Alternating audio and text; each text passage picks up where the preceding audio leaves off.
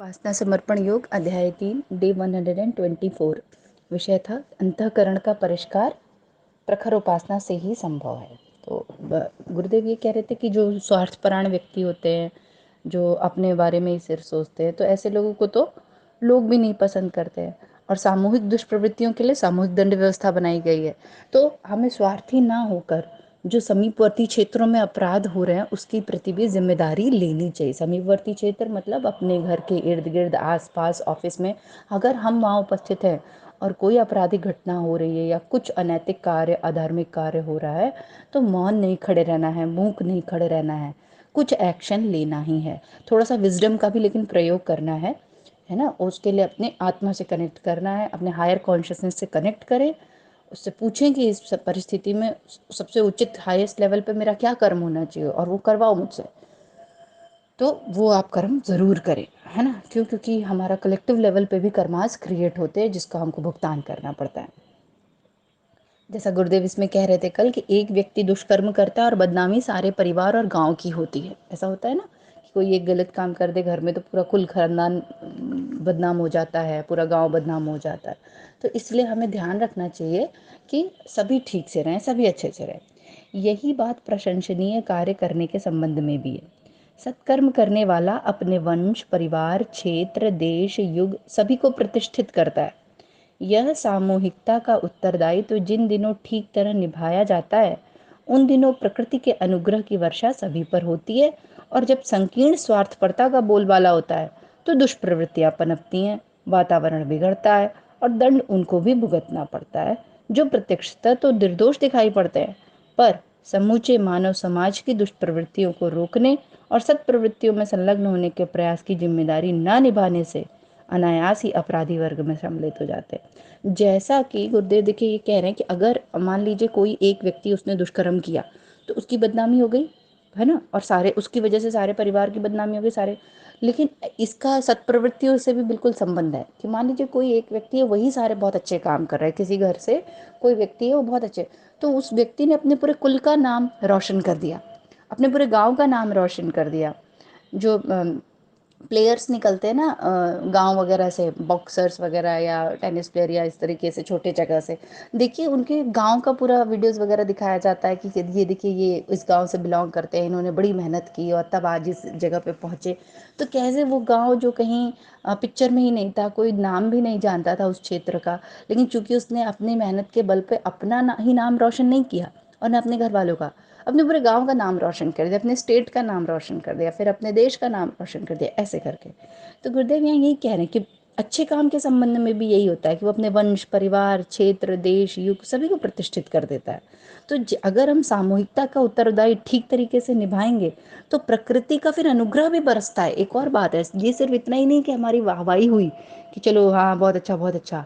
जब हम लोग सामूहिक रूप से अच्छे काम करेंगे तो माँ प्रकृति, डिवाइन सोर्स, देखिए गीता में भी लिखा है, कई बार मैंने बताया कि इसमें कैसे होता है कि यज्ञ करो।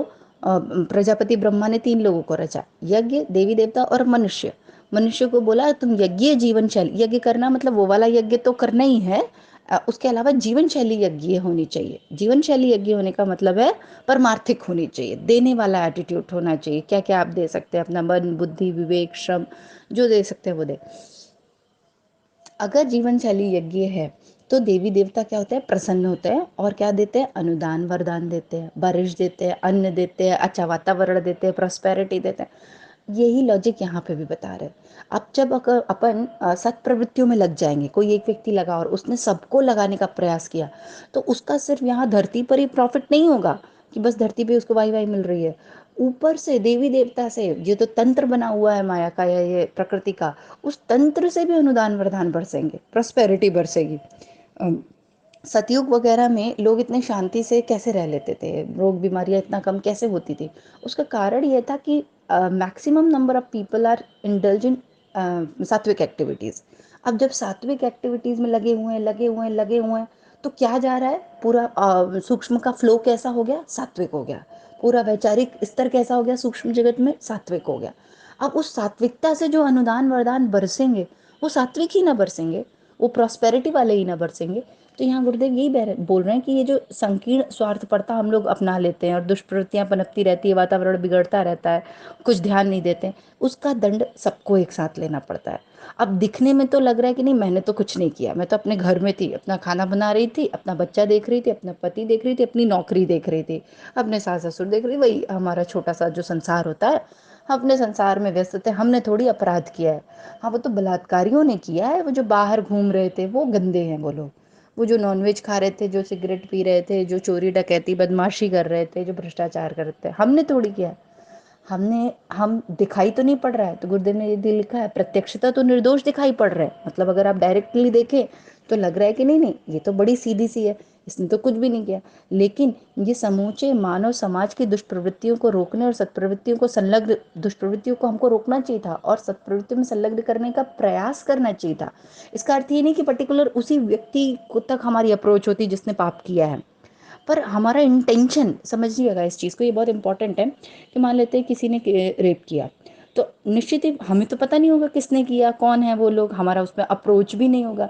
लेकिन हम जहाँ हैं, जिस जगह पर हैं, हम क्या वहाँ उस एरिया में, उस क्षेत्र में, चलो लेट से बहुत ज़्यादा आउटिंग नहीं है हमारी, हमने अपने बच्चे को क्या सिखाया, हमने अपने घर के मेंबर्स को क्या सिखाया। हमारे घर में भी बहुत ढेर सारे कजिन सिस्टर्स ब्रदर्स फ्रेंड्स, ये फैमिली हो गए, हम जब उनके साथ बैठते हैं, इंटरेक्शन करते हैं, बातचीत करते हैं, तो हम कैसी बातें करते हैं, हम क्या बस हाँ ठट्ठा कर लेते हैं और घर चले जाते हैं, या कुछ इम्पॉर्टेंट सात्विक बातें, कुछ वैचारिक उनको डोज दे देते हैं, या स्वयं को भी डोज दे देते हैं, या अपने घर के बच्चों को, मेंबर्स को, पति को, सबको कुछ पॉजिटिव डोज देते हैं। यही हो गया, ये इंटेंशन रखना ही होना है। हमको लगता है कि हमको बहुत बड़ा बड़ा कोई काम करना है, बहुत ऊंचे स्तर पर जाना है और बहुत हाय हाय हाय हाय हल्ला मचाना है। नहीं, हल्ला वल्ला नहीं मचाना है, इंटेंशन प्योर रखना है। और जो आपकी रीच में आ रहे हैं, एक बात बहुत अच्छी बोलते थे कि जहाँ भी चर्चा करो हरी चर्चा करो। तो कैसे भाई हरी चर्चा, 24 घंटे हरी चर्चा तो हो नहीं सकती है, काम की बात करेंगे, यानी कुछ भी बात करो तो उसमें सात्विकता रखो, कोई भी काम करो तो उसमें सात्विकता रखो। फ्रेंड का कॉल आ रहा है, उससे हालचाल हो रहा है, हाँ थोड़ी देर हालचाल हुआ, गप्पे ना करो, उसको कुछ लाइफ में पॉजिटिव चीज़ें दे दो, कुछ पॉजिटिव बातें बता दो। ऑफिस जा रहे हो गप्पे मत करो, टाइम ही पास करो, कुछ पॉजिटिव चीज़ें बता दो, कोई अच्छा विचार साथ उस सिनारियो से रिलेटेड। अब आउट ऑफ कंटेक्स्ट जाके बात करोगे तो लोग भी भागना शुरू कर देंगे। उसी कंटेक्स्ट में रहो जहाँ पे बात हो रही है, जो चर्चा चल रही है, जो जैसे पब्लिक बात कर रही है, उसी में ढूंढो कि हम इनको कैसे टर्न कर सकते हैं, ये क्या बातें कर रहे हैं। और अगर वो यूजलेस वर्थलेस है, या कोई ऐसी एक्टिविटी कर रहे हैं जो यूजलेस वर्थलेस है, तो कैसे हम उनको एक गाइडेंस दें, एक सही मार्ग दें कि देखो ये वाली जो, और बड़े प्यार से, सद्भावना के साथ, कि ये जो अपन बातें कर रहे हैं ना, यूजलेस अननेसेसरली टाइम पास कर रहे हैं, इसकी जगह अगर अपन विचार ऐसा पॉजिटिव कर ले तो ज़्यादा अच्छा रहेगा। ऐसे हमारा मन भी शांत रहेगा, हल्का रहेगा, नेगेटिविटी कम आएगी। इस तरीके की बातें बातों बातों में ही परोसते जाओ। विवेकानंद जी जब जा रहे थे, वेस्ट में जा रहे थे, तो रास्ते में एक जो भी मिलता था उससे ही डिस्कस करने लगते थे आध्यात्म की चीज़ें और ये वो। एक व्यक्ति भी अगर मिलता था तो उन्होंने रास्ते में प्लेन में एक व्यक्ति को इतना ज़्यादा इन्फ्लुएंस कर दिया कि वो बस उतनी देर के कन्वर्सेशन से, थोड़ी देर के कन्वर्सेशन से वो इतना इन्फ्लुएंस हो गया विवेकानंद जी के कि उसके जीवन बदल गया। तो इस तरीके से हमको ये नहीं देखना है कि जब तक 1,000 लोग बैठेंगे तभी मैं भाषण दूंगा और तब तालियां बजेंगी और तब नहीं, एक व्यक्ति भी मिल रहा है और मैं तो कह रही हूँ कि एक व्यक्ति भी नहीं मिल रहा है, घर में है ना, बच्चे हैं, रिलेटिव्स हैं, उनको ही बता दो। घूमने जाते हैं, मिलने जाते हैं, शादी ब्याह में मिलते हैं, वहीं बता दो दो चार ढंग की बातें, बस इतनी इंटेंशन है हमारा, वैचारिक शुद्धि लाना बस। गुरुदेव यहाँ यही कह रहे, युग परिवर्तन के लिए व्यक्ति और समाज में उत्कृष्टता के तत्वों का अधिकाधिक समावेश करने के लिए प्रबल प्रयत्नों का किया जाना आवश्यक है। प्रबल प्रयत्नों का किया जाना आवश्यक है। क्यों? क्योंकि हमें युग परिवर्तन करना है। जैसा कि कई बार बताया कि युग परिवर्तन होगा कैसे, कि कलयुग चल रहा है मतलब ज़्यादातर लोग तामसिक हैं, सतयुग लाना है मतलब ज़्यादातर को सात्विक होना पड़ेगा हर स्तर पर। मनस्थिति के कंटेक्स्ट में ले लीजिए या वैचारिक लेवल पे ले लीजिए, हर स्तर पर सात्विक होना पड़ेगा। व्यक्ति को चरित्र निष्ठ ही नहीं, समाज निष्ठ भी होना चाहिए। चरित्र निष्ठ, हम बहुत चरित्रवान हैं, अपने घर में हैं, बहुत अच्छे से रहते हैं, नो पॉइंट, आप अकेले अच्छे रह के कुछ नहीं कर सकते। समाज निष्ठ भी बनो, जितने चरित्रवान हो उतना चरित्रवान लोगों को भी बनाओ। मात्र अपने आप को अच्छा रखना ही पर्याप्त नहीं, अपनापन भी विस्तृत होना चाहिए। आत्मीयता का विस्तार, अपनापन विस्तृत होना मतलब आत्मीयता का विस्तार। गुरुदेव कहते हैं आस्थाओं की पृष्ठभूमि वस्तुतः एक अलग धरातल है, उसका निर्माण मस्तिष्क की संरचना की तुलना में कहीं अधिक जटिल और कहीं अधिक कठोर है। अब देखिए, अगर आस्था की बात करें कि किसकी किसमें श्रद्धा है, तो गुरुदेव कहते हैं कि ये एक दूसरा धरातल है। मतलब ये इस बात से बिल्कुल अलग है कि मैं कौन से धर्म को मानती हूँ, मैं कौन से परमात्मा को मानती हूँ, मैं कौन सा मंत्र जपती हूँ। हो सकता है मैं ओम नमः शिवाय जपती हूँ और कोई गायत्री मंत्र जपता हो सकता है कोई जैन हो, कोई बुद्धिज्म को फॉलो करता हो सकता है कोई हिंदू हो, कोई क्रिश्चियनिटी को फॉलो करता हो, कोई मुस्लिम। इससे कोई फर्क नहीं पड़ता। आस्था का इस समाज निष्ठता से कोई लेना देना नहीं। आस्था और श्रद्धा जो होती है ना, वो अपने अंदर की चीज होती है। गुरुदेव एक बहुत अच्छी कहानी बताते थे। चाइना में एक घर था, चाइना में था या पता नहीं कहाँ था, एग्जैक्टली लोकेशन नहीं पता। उस घर में 4 भाई थे और चारों डिफरेंट डिफरेंट रिलीजन फॉलो करते थे। चारों चारों का रिलीजन ही डिफरेंट था। क्यों? क्योंकि रिलीजन, और या ये कह लें कि जो आस्था होती है, रिलीजन मतलब क्या, श्रद्धा।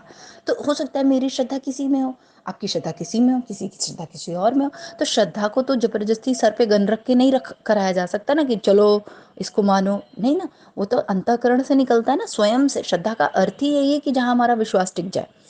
तो वो चारों भाई अलग अलग लोगों को फॉलो करते थे, पर चारों एक ही घर में बहुत प्यार से रहते थे, बहुत कायदे से रहते थे।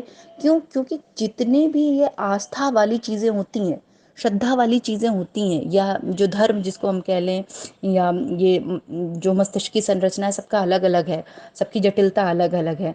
तो वो अपने अनुसार चुनता है। लेकिन उनका मोरल क्या होता है? मोरल मतलब वो शिक्षा क्या दे रहे होते हैं। चाहे मैं शिव को मानूं, चाहे विष्णु को मानूं, चाहे दुर्गा को मानूं, चाहे काली को मानूं, चाहे जीसस क्राइस्ट को मानूं, चाहे बुद्ध को मानूं, चाहे जैन लोगों के चीज़ें फॉलो करूं, हर चीज़ें, हर आस्थाजनक चीज़ें मोरल में क्या देती हैं कि आत्मवत् सर्वभूतेषु, हम सब एक हैं, वी ऑल आर वन।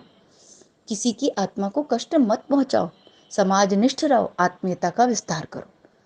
तो अब इस बात को लेके लड़ना कि नहीं वो तो कृष्ण को मानता है और मैं तो जीसस को मानती हूँ, तो हमारे और उसके विचारधारा बिल्कुल अलग है, तो हम दोनों मिलके एक साथ समाजनिष्ठ नहीं हो सकते। समाजनिष्ठ होना समझ रहे हैं ना? समाजनिष्ठ होना मतलब सोशल लेवल पर एक साथ काम करना, सबकी उन्नति और उत्थान की बात करना।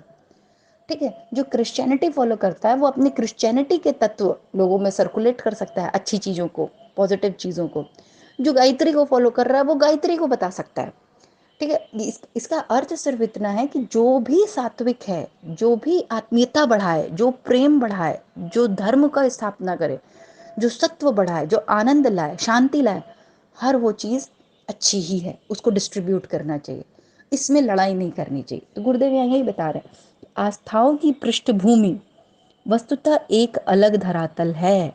आस्थाओं की पृष्ठभूमि अलग हो सकती है, उसका निर्माण मस्तिष्क की संरचना की तुलना में कहीं अधिक जटिल और कहीं अधिक कठोर है। ये सारी चीजें हम अपने मानसिक स्तर के हिसाब से करते हैं। अंतःकरण की अपनी स्वतंत्र संरचना है, उस पर बुद्धि का थोड़ा बहुत ही प्रभाव पड़ता है। अब अंतःकरण जो है अंदर, उसका अपना अलग है, उस पर बुद्धि का ज्यादा प्रभाव नहीं पड़ता। और श्रद्धा कहाँ से निकलती है? श्रद्धा बुद्धि से नहीं आती है, याद रखिएगा। श्रद्धा अंतःकरण से आती है। और अंतःकरण क्या होता है? मन, बुद्धि, चित्त। और मन, बुद्धि, चित्त पूर्व के कई जन्मों से बहुत ढेर सारे डेटा लेके चल रहा है, उस डेटा के अनुसार हमारी श्रद्धा होती है। गीता में भी लिखा है सबकी श्रद्धा जो है, एक स्वभावजा श्रद्धा की बात होती है उसमें। स्वभावजा, स्वभावजा श्रद्धा क्या होती है कि कई पूर्व के कई जन्मों से मैं कुछ करती आ रही हूँ, तो उसके चलते मेरी एक स्वभावजा श्रद्धा है, तो उसमें मैं अपनी श्रद्धा के अनुसार काम कर ले रही हूँ। ये क्या है? अंतःकरण जैसा मेरे अंतःकरण का जो स्ट्रक्चर बना हुआ है ना, जो जैसे डिजाइंड है, तो मेरा डिजाइंड अंतःकरण वैसे ही श्रद्धा करेगा। क्यों? क्योंकि उसकी कुछ प्रैक्टिस है, कुछ डेटा है, कुछ धारणाएं हैं पूर्व की। पर गुरुदेव कह रहे इसमें उलझने की जरूरत नहीं। क्यों? क्योंकि सबका अंतःकरण क्या है? अलग अलग है, उसमें बुद्धि का ज्यादा इस्तेमाल होता नहीं है श्रद्धा के उसमें। तो अंतःकरण का बुद्धि का कोई संबंध नहीं है। तो इसलिए ज्यादा लड़ाई झगड़ा ना करते हुए मूल धर्म की बात को अगर पकड़े, मूल अगर सत्व की बात को पकड़े, तो जो भी मेरा अंतःकरण है, जो भी हो सकता है, सामने वाले का अंतःकरण का स्ट्रक्चर डिफरेंट होगा, मेरा अलग है, हम दोनों मिलकर अपने अपने अंतःकरण को ऐसा परिष्कृत करें, या हम सभी मिलकर, कि उसका जो सोर्स, जो जस्ट निकले, वो आत्मीयता का विस्तार निकले।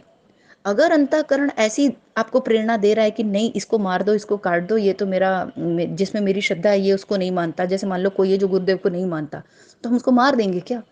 हो सकता है किसी और को मानता हो, और अगर वो सात्विक कार्यों में संलग्न है किसी और को मानते हुए भी, तो बस मोटिव पूरा।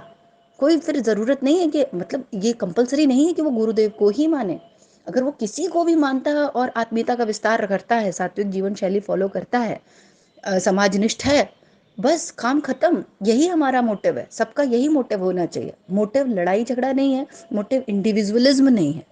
तो इसी भाव के साथ आज यहाँ समाप्त करते हैं। आज मूल रूप से हमको क्या बात समझ में आई? समाजनिष्ठ होना चाहिए। जैसे दुष्प्रवृत्तियां बढ़ती हैं तो सत्प्रवृत्तियां बढ़ाएंगे, तो वैसे ही दुष्प्रवृत्तियों का जैसे अपने को कलेक्टिव देखिए लेना पड़ रहा है, सारा भूकंप, तबाही, कोरोना, वैसे ही अगर सत्प्रवृत्तियां बढ़ेंगी, उसके जो आउटपुट आएंगे वो भी अपन सब मिलके ही यूज़ करेंगे, उसका भी फायदा उठाएंगे। तो इसी भाव के साथ आज का यहाँ समाप्त करते हैं कि अपने अंतःकरण को परिष्कृत करें। मूल में एक बात याद रखते हैं, आत्मवत् सर्वभूतेषु, हम सब एक हैं। तो हर वो कृत्य जिसमें सबका हित हो वही परम है। बाकी इंडिविजुअल लेवल पे छोटी छोटी चीजों के लिए लड़ाई झगड़ा नहीं करना है। जय गुरुदेव, सभी को प्रणाम। हमारे YouTube चैनल को सब्सक्राइब करें और बेल आइकन को दबाकर ऑल पर क्लिक करें ताकि नोटिफिकेशंस आपको मिलती रहें।